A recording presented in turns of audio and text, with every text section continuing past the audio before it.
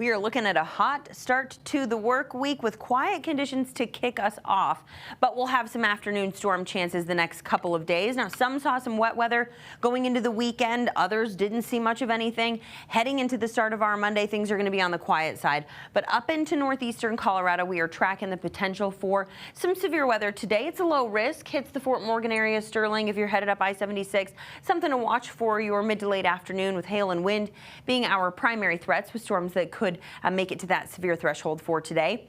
Activity is going to start to build in the high country after the lunchtime hours, so we'll start to see more isolated rain showers and some storms developing around 1 or 2 o'clock in the mountains before becoming a little more widespread or trying to become more widespread, I should say, across the state as they track out east. Now, the threat for severe weather again is in the northeast.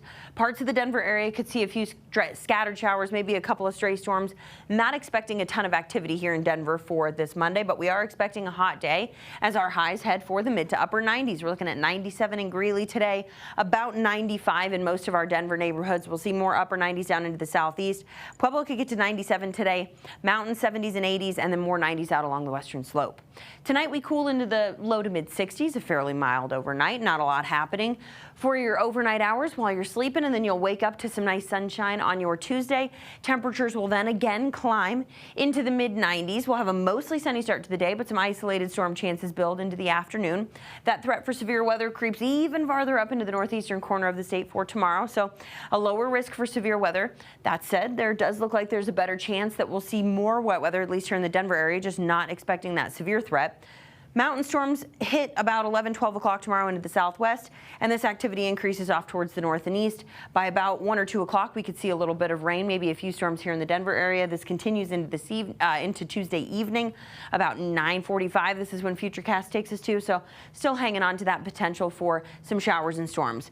Now, with our setup, we've got this big ridge of high pressure situated just off towards our south and east. We're under the influence of that. That's why it's been so hot. But with this incoming low, we're going to just pull in more moisture. Just our upper air pattern is going to help pull us in some more monsoonal moisture as we head Tuesday and into Wednesday. So that's going to increase our chance of seeing some wet weather as we do head into the middle of the week.